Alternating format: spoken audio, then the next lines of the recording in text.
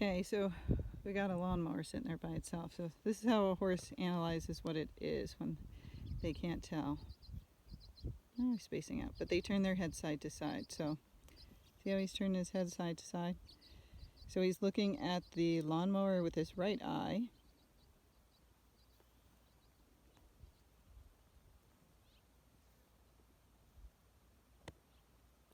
They usually look at it with their left right after that. He's very slow.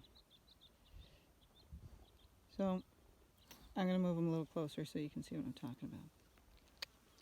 Because we'll probably do it again as we get closer, because this horse is a little bit cautious.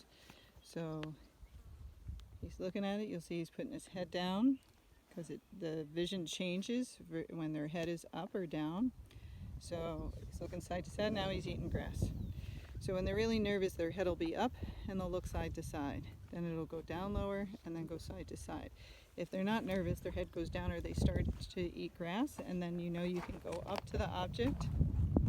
At that point, I don't make them touch it. If they want to touch it, they can. I'm just ready in case they spook back. But now you'll see the lawnmower that he was scared of 2 seconds ago, because I gave him time and let him look at it. Now he doesn't care. So let's see if he cares about the next object. So this is a little rototiller. Oh. So he is looking at it. You'd probably think he's looking left, but he's actually looking at his right eye at this. Now he's looking at his left eye at it. So again, when they're putting their head side to side, they're looking at the object. You might think they're looking at something behind them or something else, but they're not. Their eyes are on the side of their head, so they have to look with one eye and then the other to figure out what that actually is. And once they do, then they start to relax and their head goes lower. They repeat the pattern. And then again, when they don't care, it gets lower and they either try to eat the grass or go off somewhere. What you don't want to do is, when they're looking side to side and looking at that object, is kick them and try to make them get closer as they're looking.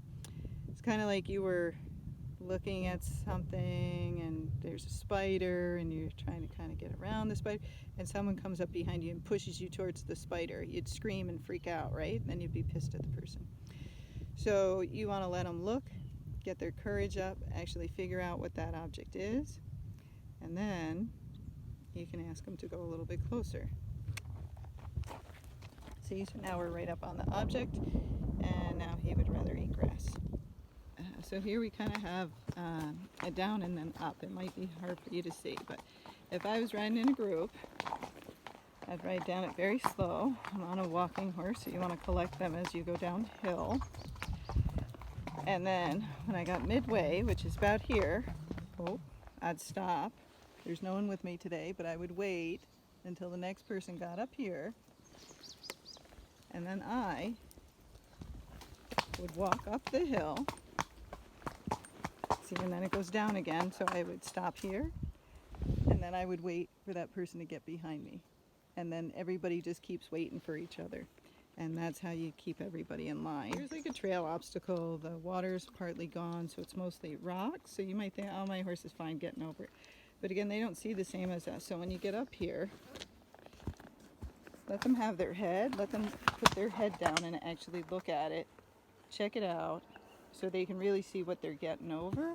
Then when they start messing around and trying to eat grass, then ask them to walk forward. But just remember, they don't see the same as us. So when it's something that's step down or something scary, give them the rein for a minute. You can lean back and hold the horn, and actually let them see what they're trying to get over. So this one, we have a water crossing.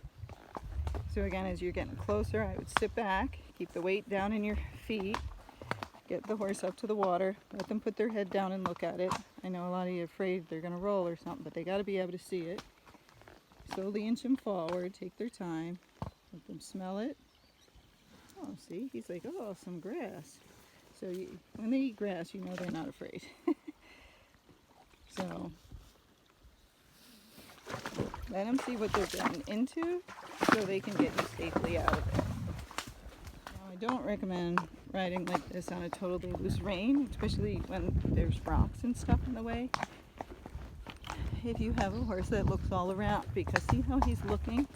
When they're looking off to the right and left, they're not paying attention to where their feet go. So especially these Tennessee walkers, they'll tend to wobble more when you're letting them do that, and then they'll catch something and stumble on it because they're not paying any attention.